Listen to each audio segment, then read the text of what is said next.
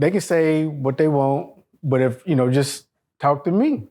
If you feel like it didn't happen that way, and you, like for the guys that have spoken on, that have the 100,000 views, OG person, just talk to me.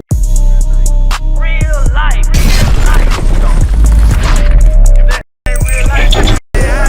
It ain't real life. Just say real life street stars. You know what time it is. Man, real life street stars. Oh, we Y'all put it together. We have an alumni back on the couch, man. The one and only Vernon coming back to the couch. And this is actually your we did the first interview. Then we did live. The live. And of course you were on the Baba Shaka Eric's his interview as well. So the people has gotten a little dose of Vernon at this time.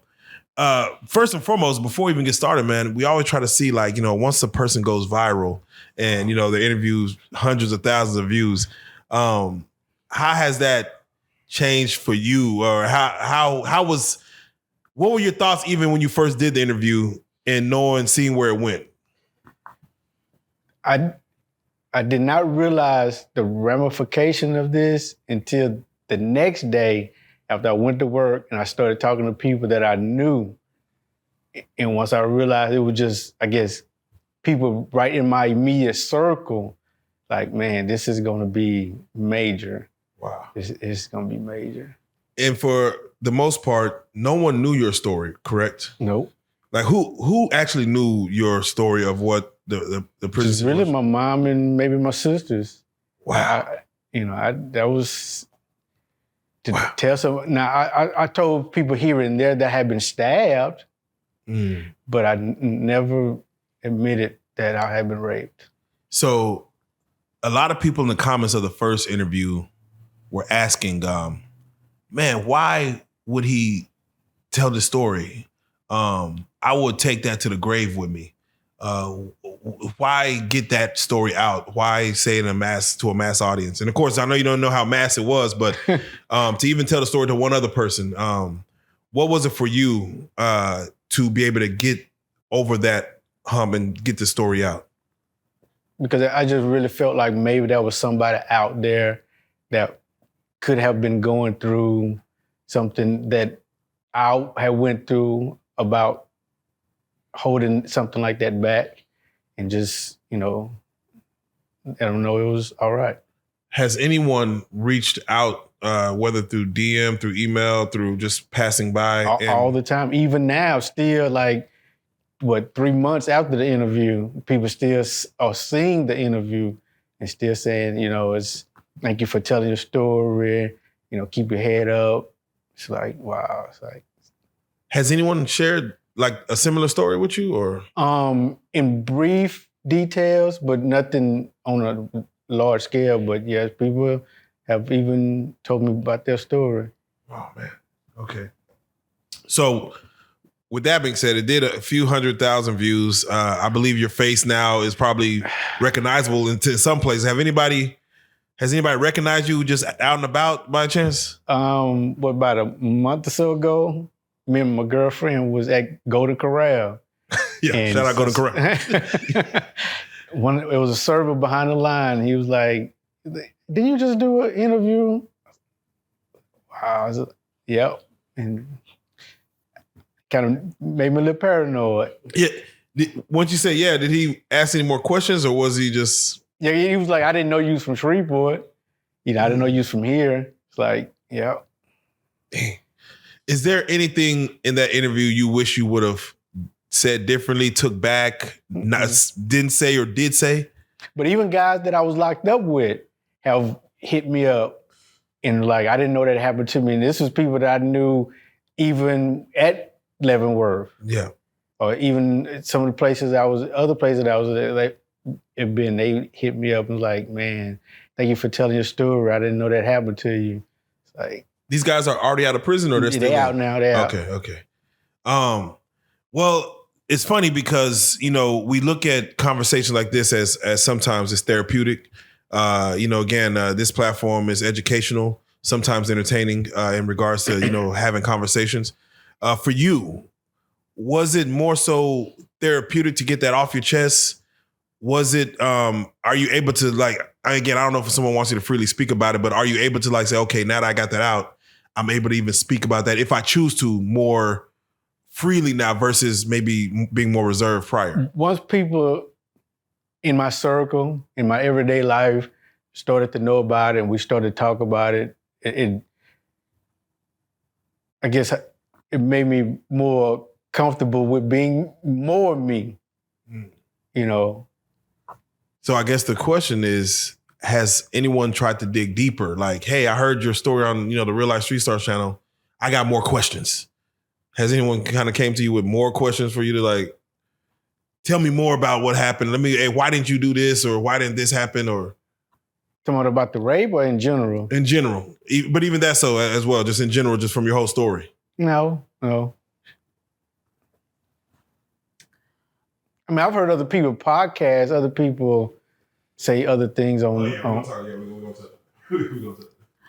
talk. You said, your girlfriend's here with you. Was she aware of the assault previous to the interview? No. How did that affect y'all relationship once the interview came out? Or did she know before the interview, like, hey, I went and did this interview and let me give you a Once warning? I think I actually was telling her the day I was coming here to do the interview. I told her, I asked her, did I ever tell you that I had been raped?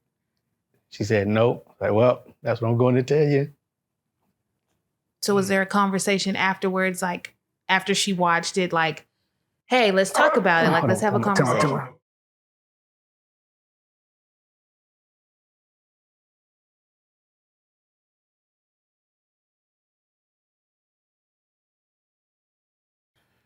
All right, so Vernon, you needed to take a moment there. Yeah, I gotta talk about it. Can I ask you, if you don't mind speaking, as far as just that moment you take, what was it that came over you as far as just your thought process of sitting back down again and having this conversation? Because unlike the first time, this time I'm well aware of the negative things people have to say. And that's just not something that, to talk about it the first time was hard, right. But to talk about it a second time on this platform, knowing what I'm facing, it's a lot to deal with. Yeah, and what I want to say is, you yourself, did you go through the comments? Some. And it's hard because, when you see a positive comment, you're like, oh, wow, thank you. But then right below that, it may be a negative comment or 2 or 3 negative comments. So it's kind of hard to say, well, I'm going to not read the comments or I'm going to just go look for only the positive because you're going to see the negative. Yep. Did any of the negative comments, as you're stating right now, did any of the negative comments get to you? Or did any of the positive comments get to you as far as either uplift or bring you down, just from your day-to-day of looking at it? I got more from the positive ones than the negative ones. The negative one just made me go of the mindset because it's hard for everybody to say what they would do in a certain situation unless you've actually lived that experience. Right. You know what I'm saying? So it's for a person to say he liked it, he wanted it, you cannot say that if you was not in that moment. No, without question. And this again happened almost 3 decades ago. But as you stated, it's something that can and still will affect. Yeah. It's not something that you just in my head. Yeah, it's not nothing that you gotten over. In which, of course, again, to even come through and relive it, again, thank you for speaking on it because again, it brought so much awareness to the evil of what could be done in the penitentiary system. And remind me, how many prisons did you go to? 6. 6. Why 6 again? It was the first 3 was penitentiaries, but I was having difficulty adjusting. The first one was a rape. The second one I was stabbed at. Then the third one, was there for a year, but that was a psychology program in North Carolina that they wanted me to get in. So they dropped they put a management variable on me to allow me to go there. And so after that, I started to do time, but I went to two other mediums and a low. But it was 6 and 25 years. That's not a lot. Yeah, it's not a lot. For each time that you had to move, was it more so them making you move or you requesting to move? I only asked for one transfer. Okay. The other ones was more them than me. Okay. For different reasons.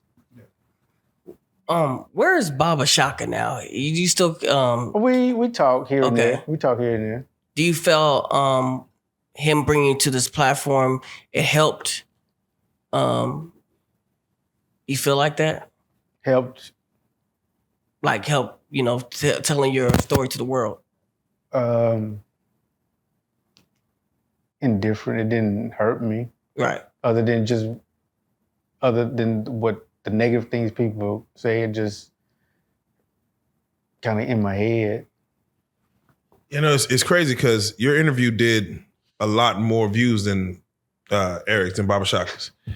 Do you think people are interested in the sensationalism of what your situation was, or more so they just wanted to know? Because again, these stories do not get told on major platforms or even just in regular small talk between people.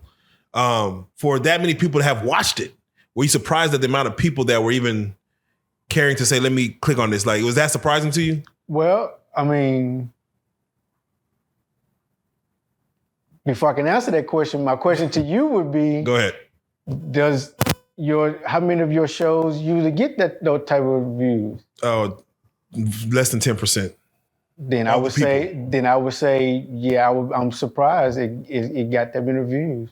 Yeah, no. Can I say on my end? I said your story before I even knew your story. If you were willing to come talk about that, I said I know our audience. They like, I guess you could say they like more so of the dramatic flair versus the mundane. That's why I said some things are for entertainment, education, and you could mix a whole bunch of other things in between.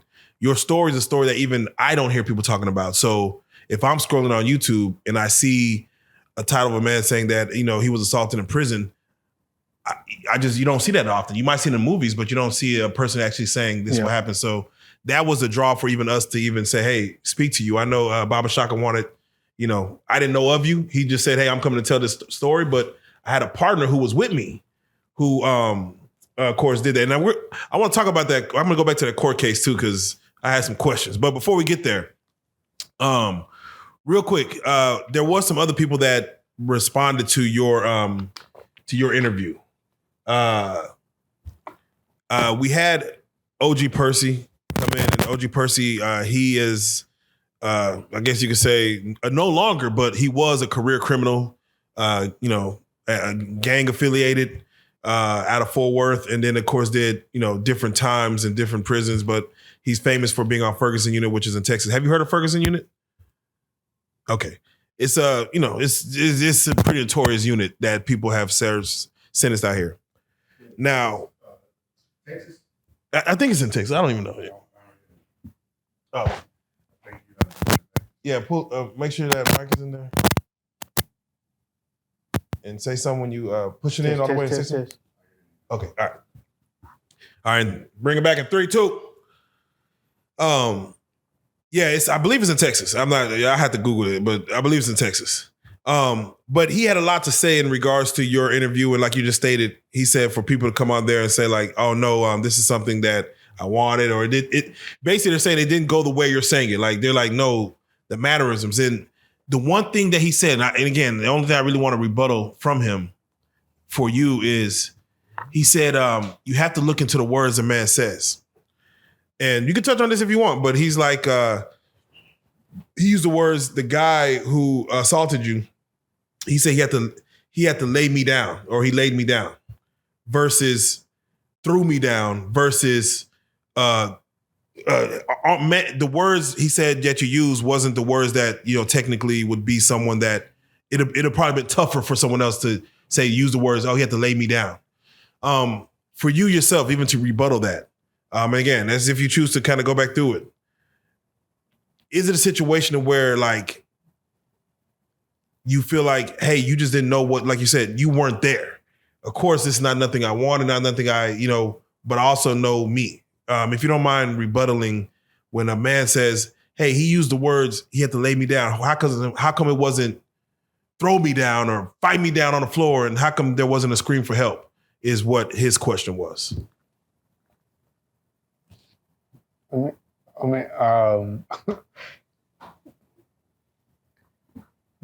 Does it really matter what words I say? It doesn't. Does it matter if I say the light blue couch, the royal blue couch? Does it matter how I describe it? No. It happened. So what I would ask is, for those who doubt the story that you told, like you basically we asked you questions, you answered. If someone is doubting the story that you told in your own personal experience, what do you have to say to those people that just says that's not what happened? Mind you, they're not there. They're like, that's not what happened. It probably went this way.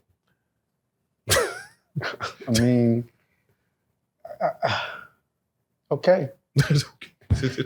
Take it or leave it. Take it or leave it. Again, this is hard enough to even talk about, but to try to dispute what somebody feel didn't happen or dispute how I describe. So,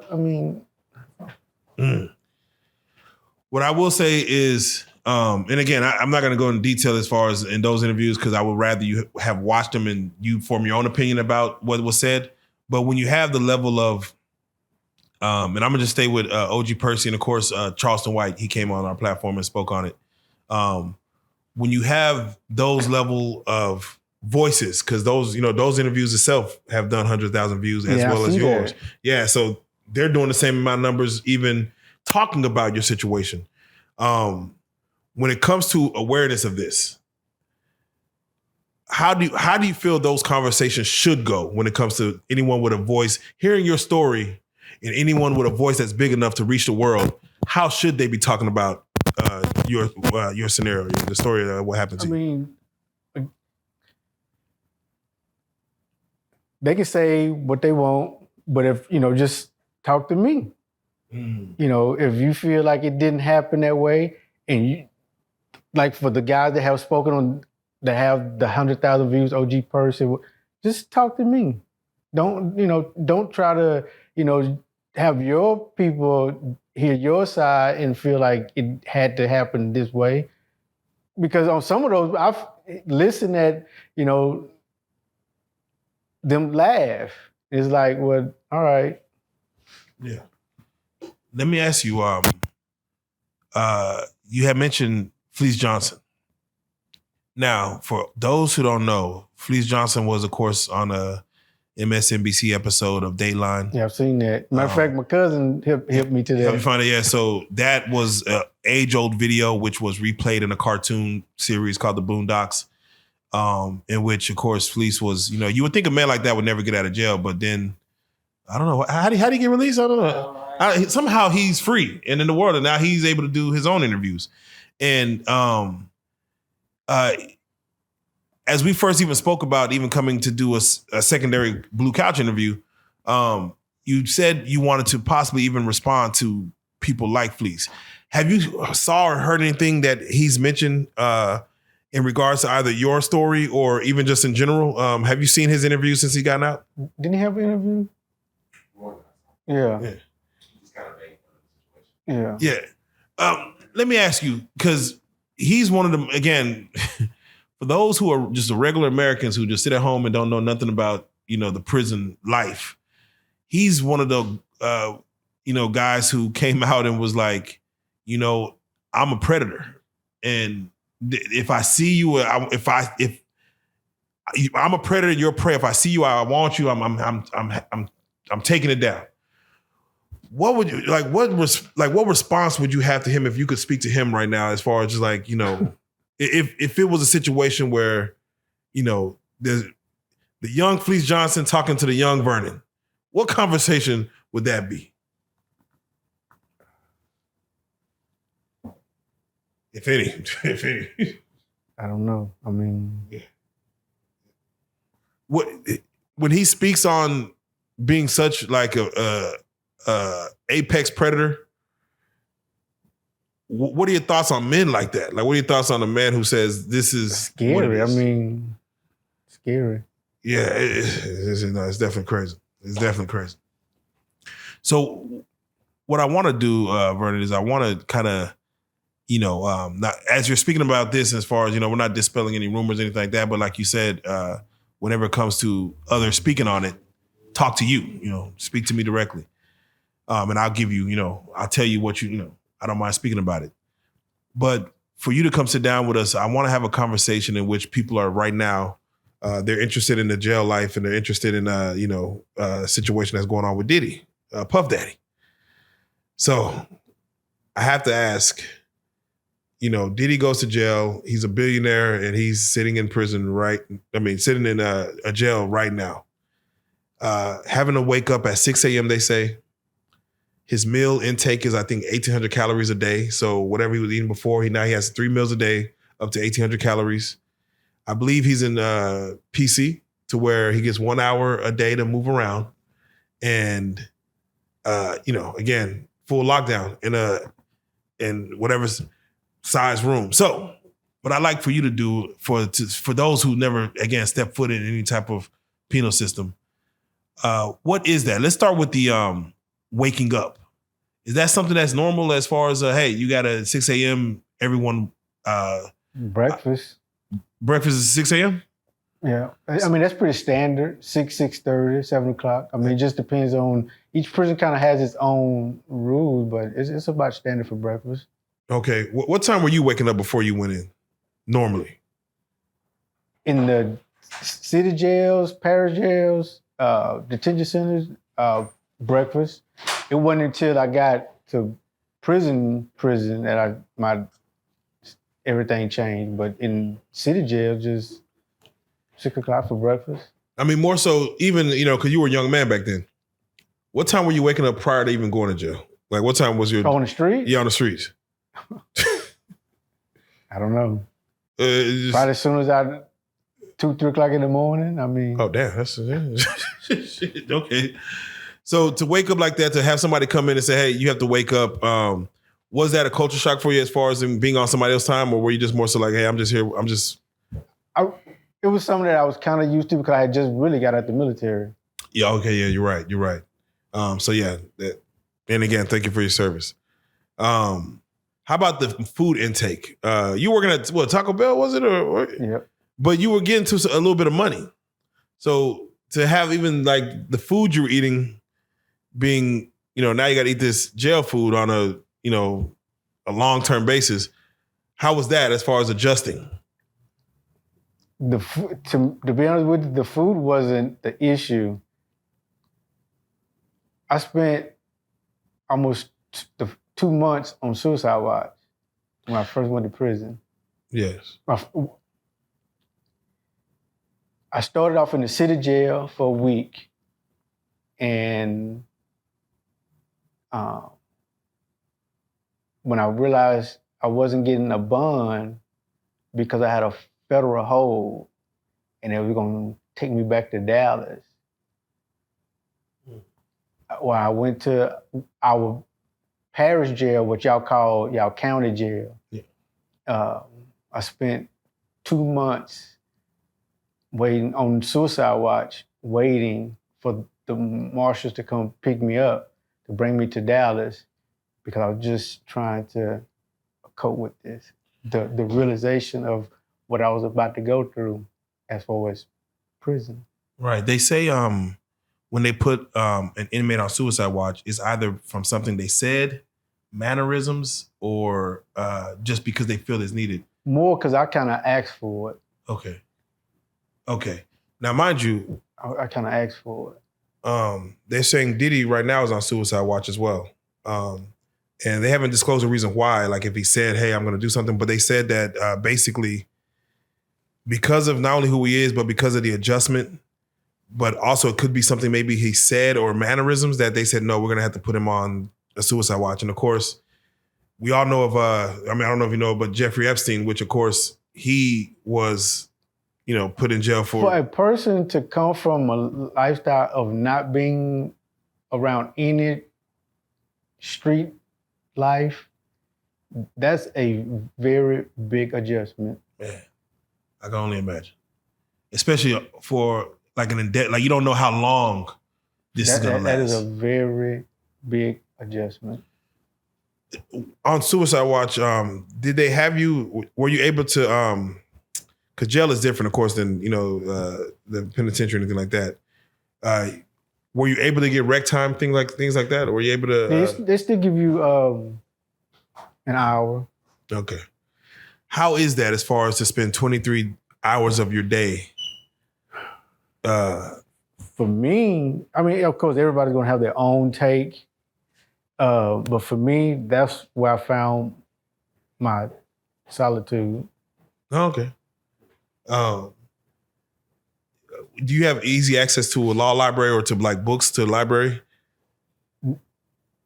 When I came to Dallas, when I got to I was locked up in Mansfield. Okay. And once I got to Mansfield, I was able to start going to the law library. Okay. Outside of the law library, do they just have regular books? Like you just, hey, can I just get a fictional book? They had a book cart that they brought by the different pods. Okay. There you go. Or your family could mail books in. If you like, and again, I don't know how much you know Puff Daddy, P. Diddy, but what do you think he's probably having the hardest thing adjusting to the most? Would you say just knowing a person out in the world, billions of dollars, and knowing the system? What do you feel like the thing he has? Probably knowing that everybody knows his secret, what he did. Oh yeah. They call it what, paperwork? The paperwork's so when you go into the system, everyone kind of knows or hears about. All right, we kind of know what you did. How about the CEOs? The way the CEOs talk to, let's say, anybody of notoriety, or just even yourself. How do CEOs treat? Are they nice? Are they, when you first get there, like if you have some that are, you have some that are not. Damn. So some purposely wake up with a stick up their ass. Yep. And just I wouldn't say that. Those are the ones that just, how you say, follow the book, by the book. Well, you can't be mad at it. You can't be. Well, you can. I mean, can you? Yeah, can you? But can you argue back with a CEO? Like, does that? Can you have at least a back and forth? Yeah, as long as you're respectful about doing it. Okay. How does? And again, this is for those who don't know how things work. They're saying that Diddy will have access to commissary. They're saying he may have access to sweatpants, tennis shoes. Yeah, you said that. Yeah, it's like these are things that people probably take for granted, like, sweatpants and tennis shoes. Like they don't have shoes in there. Like, what are some commissary things that a billionaire could probably get a hold of?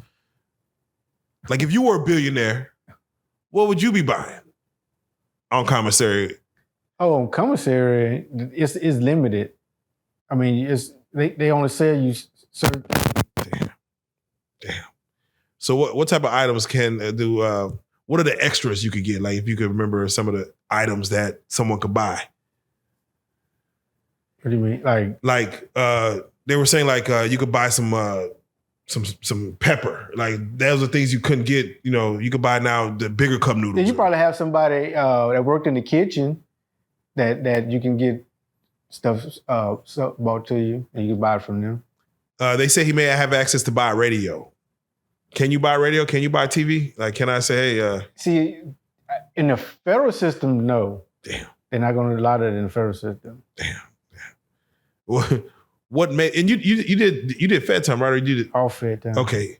What do they allow? Like, what can you, like, for Diddy? And again, I'm just going with Diddy. What can he buy to get him by? What can he do to get him by? Like, all right, man, if I have to do this time. And by him being in the feds, it's going to be real restricted.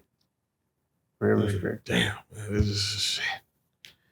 How hard is it fighting a case if he was denied bond, so he can't get out? And this is just for any inmates that that you were talking to while you were in there. How hard is it to fight your case from being inside of a prison versus being out and about with your lawyer? I think me and Eric said this when we was here. The federal government have a 95, 97% conviction rate. Right. It's up there. But although that number is slighted because they have more people plead out, but they haven't plead out because they know they got them dead to the rights. Yeah, I think the only big case I know of is Irv Gotti with murder with Ja Rule. He took the feds to court and he won. I was like, oh, okay, yes, it's possible. It's possible. It's possible. But it's hard. Mostly because they have a lot of people telling too. Yeah. So that helps with the conviction rate. Correct. Everyone flips. Everyone flips. How are sex offenders treated? Like they got Diddy for sex trafficking. From your knowledge, how are anyone that's in the federal system treated if their crimes are dealing with sex offense, or whatever? Are they treated any differently, or is it just like, hey, that's his business? No. Well, you got some that talk bad to him, and you got some that tolerate him. Okay. In your mind, just from what you know, should Diddy be in jail? Like, while he's not, he's innocent right now until proven guilty, but should he have been allowed a bond, or should he sit there? Based on what you know of, like him he offered like up to 50 million, 75 million to get out. That's a lot of money to offer to get out to your trial. And they still said no. They said, nah, you can't be out there. Flight risk, and also that he might coerce the witnesses, intimidate the witnesses.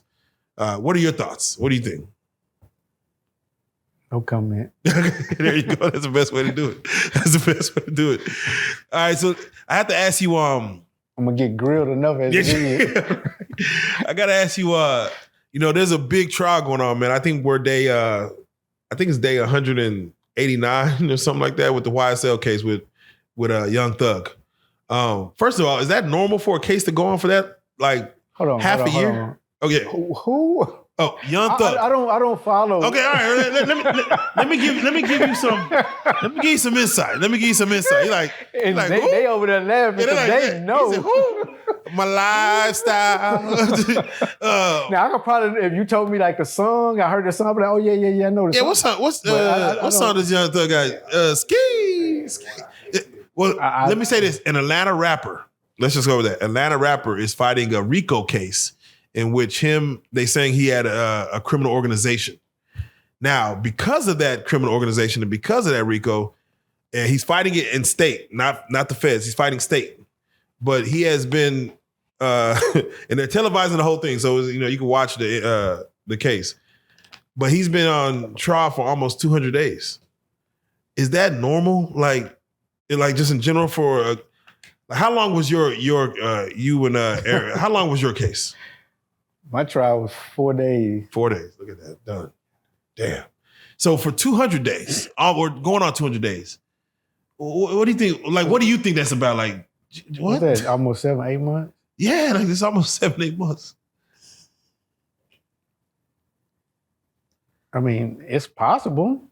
Everything's possible. I don't think the OJ trial lasted that long. But you said it's on TV too, right? It's on TV. It's televised?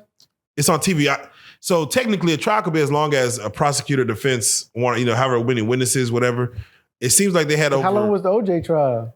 Man, I want to say maybe a month, maybe 2 months. That's all? I don't know. Somebody Google it. I don't even know. It was longer than that. It felt like 2 months, maybe 2 months. Maybe because the whole event just seemed like it just. It was literally, yeah, it just took up some time. Right. It was just kind of bare. It was bite your knuckles type situation. But I mean, it's possible it could be that long.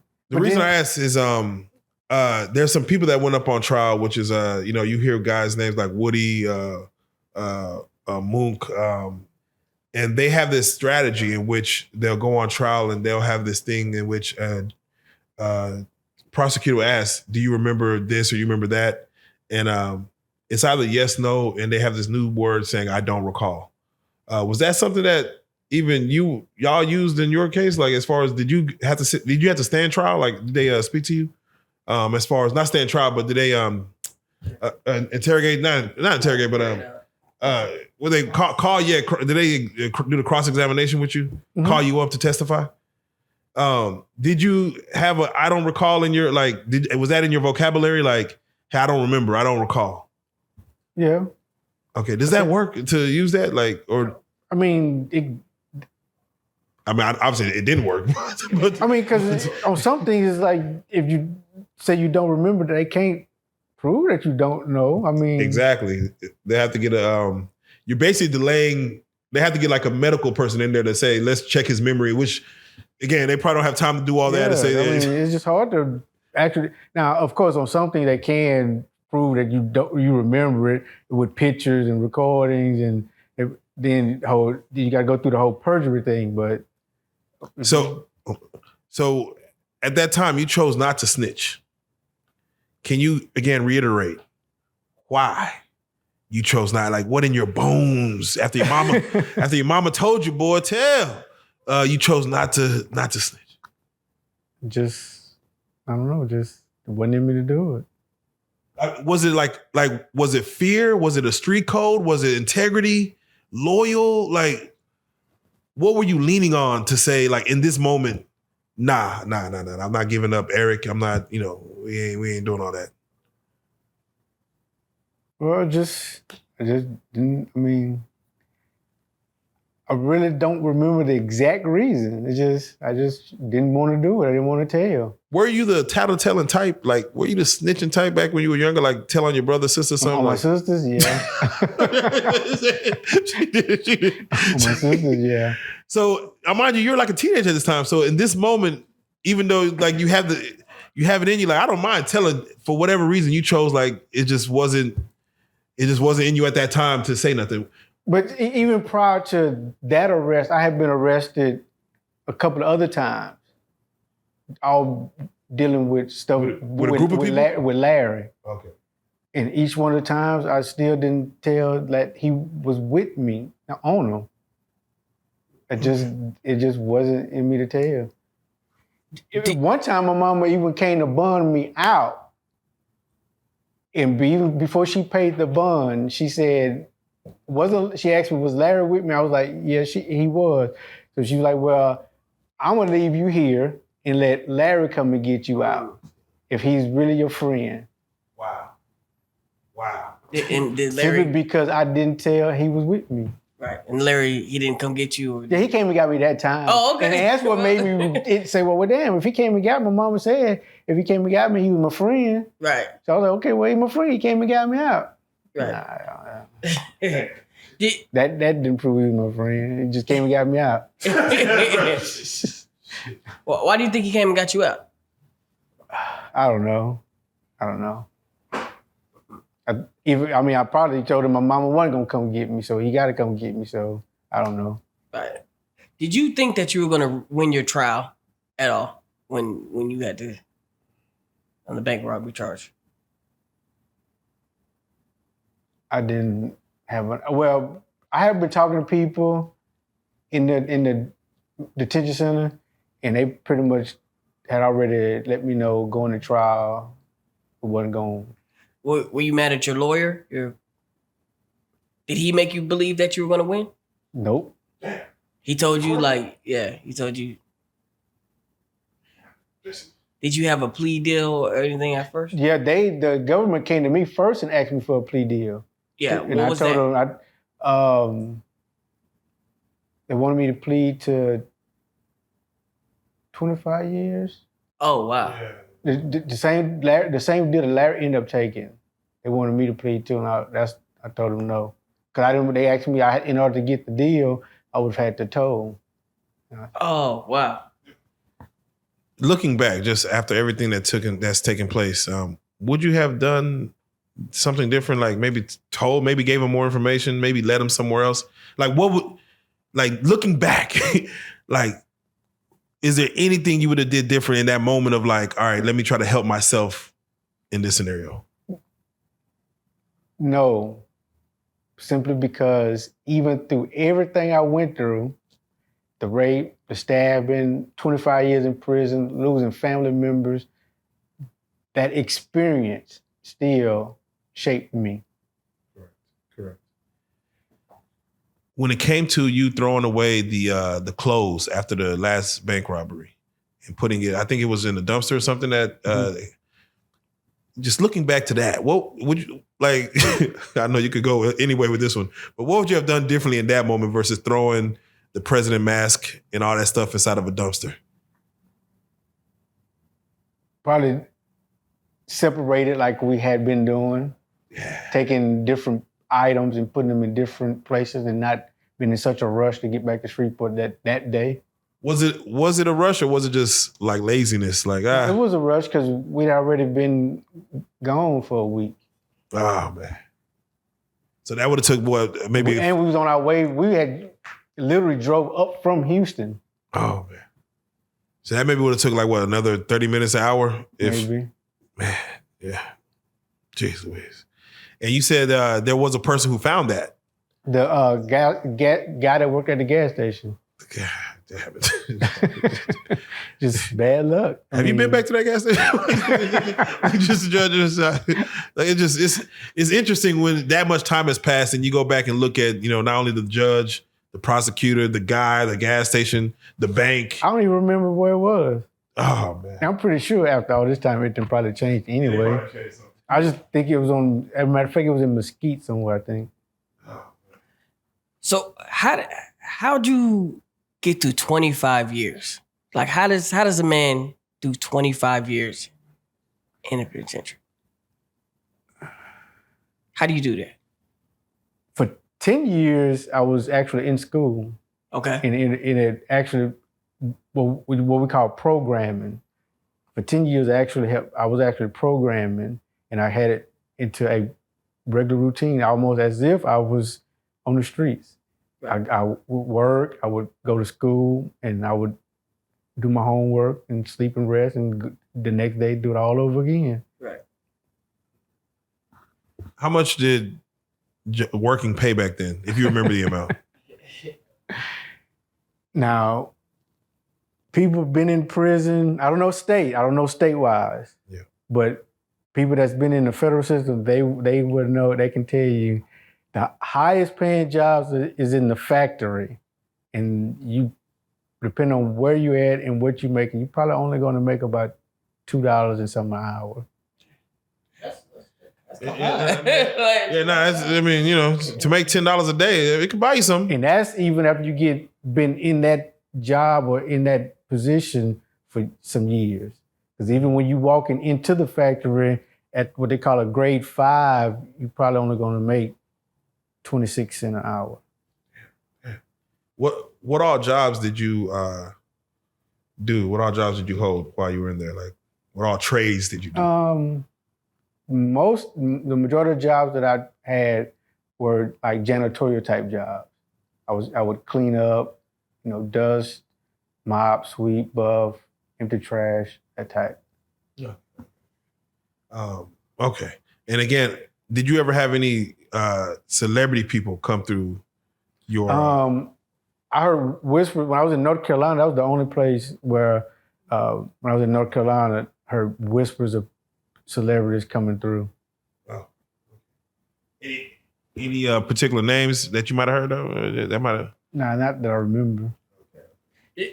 I just got a personal question, Vernon. This bothered me in the interview, right? So I just want you to just kind of answer this for me, right? You talked about the rape happened or whatever, and then you said you just didn't have the heart to retaliate, right? But you did have the heart to go in there and rob a bank, and most people don't have the heart to do that. Like, you know what I'm saying? Like, that's not even a thing. Like, that's a real hard thing to do. Like, to even put their mind frame to go in here, it shows a lot of heart to do that. Like, you see what I'm saying? So in my mind, I'm like, how didn't you Hold on, have... but that's way different than you telling me you want me to go take somebody's life. Right. Well, maybe not. Regardless of what happened to me, Right. you're telling me you want me to go take a knife and attempt to stab somebody and take their life. Well, that's a lot different than running in a bank with no bullets in a gun that I know ain't got no bullets in the gun. Right. And all I'm doing is just telling you to give me the money. Right. But again, I still didn't have the heart for that because ultimately, in my mind, I saw that just as me protecting my family because also because of some of the stuff that I had going on with Larry, like gambling. So again, the naive part that they took advantage of. So gambling and whatnot, I got in debt with gambling. So it was like, okay, well, you got to rob the bank or we'll do something to your family. Because I remember at one point, I think in the interview, I said that I was scared to leave them alone because they knew where my family was. Right. That's true. So again, me robbing the bank was just my way of paying off some of the debt.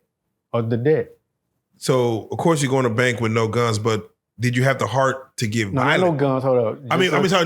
With no bullets. I don't want nobody to hear that. Yeah, I'm sorry. And say, hold on. Yeah, because no trolls bullets out there, boy. Yeah. Trolls out there. Yeah, no bullets. But you have a gun. Did you have it in your heart to get violent? Maybe pistol whip somebody if they didn't comply.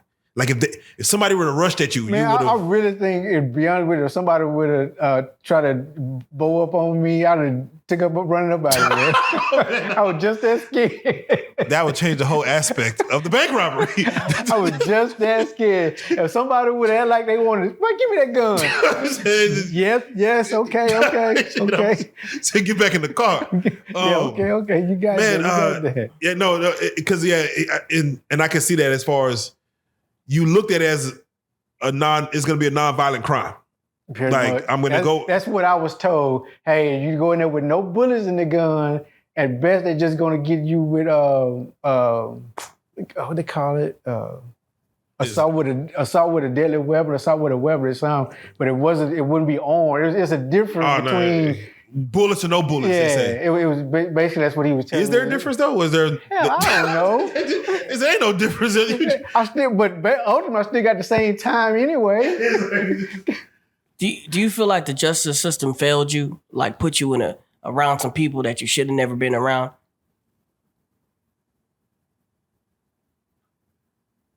Just being. Oh, talking about when I first started doing time? Yeah, like. No, just based off of what the criteria was. Right. Do I think it was fair? No. Right. I think there should have been a how you say gray area, but given the black and white of it all, it was right. Right. Yeah, no. If you rob a bank with a gun, they're gonna put you in with the same people that rob it with bullets and not. You going to the same place. Same place. Yeah. Same time. It's the same time. It's the same time, man. Well, with that being said, Vernon, again, the whole bank robbery thing. I know we touched on it, but I never talked to a bank robber myself. Larry was the guy who was the getaway driver, correct? Mm-hmm. His only job was to pull up, let y'all out, and y'all hop back in and drive away. Mm-hmm. I'm curious, what type of car were y'all normally using? If you remember. The only one I remember was the truck. All right. And that was the one when all three of us came here to Dallas. Right. North Dallas, to Dallas. Stolen truck? Mm-hmm. Okay, stolen. Truck. License plate still on it? No, we took that off once we got, because what we did was, we talked about it in the interview, we stopped and washed the truck down, got all that fingerprints and stuff off of it, because that's what we actually drove up to the bank. And people was gonna actually see the vehicle. And so once we got back in it to drive around the corner, we knew we was gonna leave it. So that was part of the plan to have that vehicle. But that's the only reason why, I don't know why I remember that one. I guess because of everything that was surrounding what we did with it. Did you ever get a chance to talk to any of your victims? You know, Like they never came to court and been like, yeah, that was the guy who robbed me. I mean, as far as at my trial. Yeah, that's what I mean. Did you ever but get me, it? I didn't ever talk to him. Yeah. Yeah, that would be interesting. Were you worried about the victims, like their mental state? Because again, the money's insured by. After it was in the trial was going on and they was testifying, yes. But in the moment, no. Yeah, when that old lady walks in, and she's terrified to death. I would say, I don't know if you help, during that time. This was what year was this? 94. 94. That was a long time ago. So, yeah, you served your sentence, man. I was gonna say, I think you might have made it hard for our people to walk in the banks and just not get looked at aside. That back in the 90s though, man. Have you seen 94? There's a movie that came out called Reservoir Dogs. You seen that? Or it actually came out? I think I've seen pieces of it. Okay, yeah. Go back and watch that, man. I would love to do. I'm gonna do. We're doing some DVD commentary with you. We're gonna have you come back and watch it and just have you do DVD commentary with a real bank robber. Dang it. Anyway, with that being said, we have these conversations, man. We're making light of some of this stuff. But again, this is everything that happened to you is serious, and even the actions that you did to go to jail are serious. It's serious in nature, and even now, you are what is considered rehabilitated. Correct? Yes, I would like to believe so. What you get an itch when you walk in a bank or something? Hell no. Your eyes start twitching or something. I mean, you can walk into a bank now, I'm assuming, and just be a regular customer, right? No, first of all, I have what you call an analytical thinker. As you should. So when I have a very bad habit of when I answer a question, I have to specifically know the question that I'm answering. Yes. So in my mind, because my sister hates it when I do it. She'll ask me a question. She say, "It's just a question. It's just a question." Because I have to break the question down. That's why. As you should. So with that being said, you like to think my opinion, because everybody has their own opinion. Very true. Very true. They call it a correction facility, or a correctional institution, what they call it. Do you feel most inmates are corrected once they serve their sentence? If they are, it's by choice. And I say that because the programs, the majority of programs are voluntary. Like when I was in North Carolina and West Virginia going to college, it was voluntary. Mm. So if you volunteer to get in programs to correct yourself, and I hate that, that's not a good term to use. I hate it. Yeah, rehabilitate, correct. Or just come out with something, how you say, better than when you went in. Correct. A trade. But it's voluntary. If you could talk to the warden of any of those prisons that you went to, what would you feel is needed? Like after you served your time, you're out now. For those who still serving their time to get through this thing, what would you like to see put in place to help these young brothers or young sisters get it? It's not started with the wardens. That comes from the federal government because of the funding. So it would actually, the programs that are implemented would have to come just from the money alone. So what would you like to see the federal government apply to make, just for the inmates? Like if you were to be a voice for them, like, here's what we need, man. Give me something, man. Video games, Grand Theft Auto? Even in prison, I hated being a spokesman. Don't call them. You don't like to be on the Census Bureau? Oh no, spokesmen get hurt. Because you can't be running around. Yeah, spokesmen can't get hurt. Next question. No, wait. What would have liked to had to make your time a little easier for you personally? Honestly, my time went as well as I could make it because I made do with the programs that was available to me at the prisons I was at. So did you ever like when you first got in there? Did you ever like lift any weights or? Almost every prison I was at, I lifted weights. Okay. Because they had them there. Okay. Even when I was in the prison in Louisiana, I had actually went to get my learn how to be a personal trainer. Okay. So I started getting into a lot of different health stuff. Right. So I just took advantage of whatever was available that I felt I liked. Most people that did 25 years would come out with some type of tattoo. And I hear that a lot. Yeah, like how come you just ready for the world? Like I'm gonna come out square. I ain't gonna. The Mexican like, no tattoos. I mean, I thought about it several times, but I just never. I went in with one tattoo. I came out with one tattoo. If you don't mind, what tattoo was it? It was a little mouse tattoo right there. A mouse. Again, the day I did it, I was drunk and I was high. And I was high. You can't go into prison with a mouse. Like a rat. Hey, But again, I wasn't thinking about going to prison. Okay. But what's the story of the mouse? Why the mouse? It just, again, looking at it through inebriated eyes, it just looked like a cool something, just look cool. Just look cool. And I was on it. I was 20 years old. The mouse was wearing a top hat, a trench coat, and he's smoking a blunt. Man, that's too close to a rat. Hey, wait. How can you never want to get like if you could redo it, would you ever went back and just got like have somebody put a teardrop on your eye? Just to let a nigga know not to just to let him know not to mess with you. Like, would you have did a teardrop on your eye just to I don't know, man. You'd have been a bad dude if walking around with that teardrop for 25 years. You'd have been a bad dude. But no, thank you for just I know a lot of people probably offered to tat you up for commissary for some chips or something more. Just hey. Like I said, I always seen pictures that I liked. And I often inquired, how much would that cost? I think most of it, I didn't want to be with their type needles because they be homemade stuff, and I didn't trust once it was done that it wouldn't infect. So I didn't want to go through that part.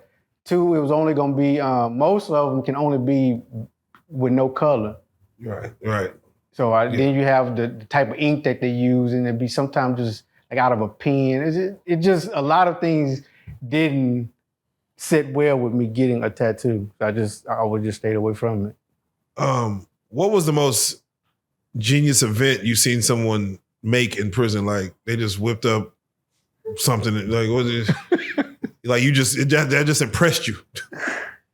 The hot plate. Oh, explain.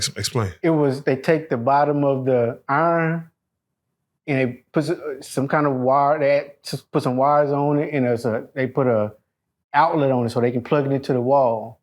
And once they put it in the bucket of water, it just boiled. And that's basically how we started cooking our food. Because they took the microwaves away from us. As they should. Well, they should. I don't know. Microwave just seems dangerous. I don't know. But they started taking them because people started in some prisons putting baby oil and boiling baby oil on and throwing it on people. Like or someone. Oh yeah, the Vernon. Yeah. 1,000 bottles. 1,000 bottles. Burn your skin. Yeah, once they hit you. Yeah, oil. Yeah, ooh. Once the oil get hotter and you throw it, it's gonna burn your skin. Just imagine getting popped with fish grease or chicken grease. Damn. So that is one thing you would like back at the microwaves. I'm just saying, like they take the microwaves away. That's fucked. They have cable in prison, right? As far as to a degree, yes. To a degree, you can't watch if there's a show that you want to watch. There's no like requesting to watch something. It's like movie nights, or it's just like they have like regular like direct TV, but it doesn't have the HBO, the Cinemax, Showtime. It doesn't have those type channels. Okay. Movies, y'all could like movies come on? most of the prisons always had Friday, Saturday, and Sunday night movies, what they call institution movies. Okay, so what do you they mean would be movies that was at the movie theater, but we wouldn't get them until maybe 5-6 months after. Basically, when they come out on DVD, that's when we would get them. Y'all can watch. Is rated R movies okay? They let y'all watch a sex scene? Edited, yeah, like the airplanes be. Yeah, it's fucked up. Damn, that's fucked up, man. Man, thank you for going over all this because again, you know, a lot of people are not institutionalized, are very green. So I thank you for just your knowledge, man. Again, will you be open to go speak to prisoners at different locations just to kind of give them words of encouragement? And does that help when people come in to talk to them that's already free? I always found it easier for me to listen to someone that had been through something similar. Like I was speaking from experience. Yeah. So I just always found it easier that way. So for me to give someone my experience, it may help. Okay. All right. Well, with that being said, what do you have going or coming up next in regards? I know some people are probably going to try to reach out to you and maybe get more of your story. I want them to be able to reach out to you and, you know, contact you. So we'll get some things worked out. But as far as for yourself, what do you have up? I mean, I believe you still working, correct? Yes. You still in the car sales? Yes. Okay.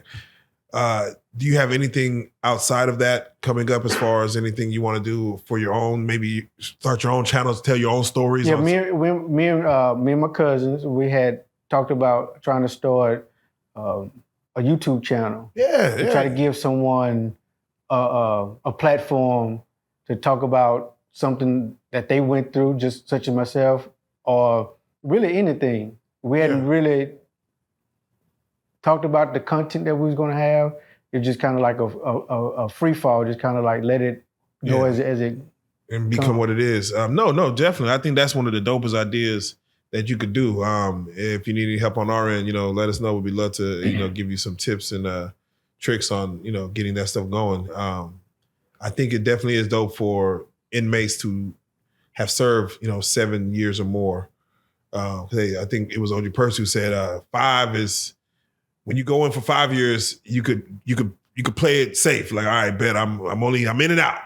But when you're sentenced to 10, 15, 20 plus, it's like you got to really hone in on this is my life. But I think it'd be great for you to talk to other long-term inmates as far as the ones that, you know, have not similar stories, but just stories in general. I would tune in. That'd be dope. With that being said, for those that do want to follow you, how can they follow you? How can they get at you? I haven't had a problem with nobody following me. Find it. I think almost everybody look for me on social. Now, I'm not saying that to be mean, you know, rude. It's just funny to me. Like every time I go into my phone, and it's actually still shocking to me that, you know, I still get people in. I really appreciate it. You know, it's just funny. Like, man, people still like even months after this, you know, hit. Following me, I'm like, who am I? Like, man, I'm nobody. But people still, you know, interested in talking to me, and they're like, man, you're somebody, man. You're somebody. You've been through something. You've been through something that most people in the world, you know, not only haven't been through, but let alone talk about. So, for those that do, they can find me just at Vernon A. Miller in Facebook, Instagram. I mean, I'm there. All right. Well, with that being said, I don't know if we did this last time, but I definitely want to give you the opportunity to give any shout outs. Anybody in your life, anybody that kind of, you know, help you guide you up to this point. Any shout outs you want to give? I don't know. I know people looking at they're gonna see this and see me looking on camera. But flying. No, you got some support. No, I'm good. No, just. Definitely. Well, Vernon, I gotta say it, man. For you to come tell your story the first time, it literally attracted the world to it. You know, there's people that are reaching out from parts of the world that, I mean, you may never even see. Yeah, people from UK. Yeah, they're tuned in. So, with that being said, no, it's only a blessing. I appreciate you coming back to sit back down, give us a story. I can't wait to see the stories you give yourself, but also if ever there's things to go on that we need to call on you and say, hey, we need Vernon's opinion on this, we would love to always have you come back and sit down and speak with us. And so I got to say it, man, you're alumni, man. Vernon A. Miller, back on the couch. Story of Vernon, part 2. You are a real life street star. Let go.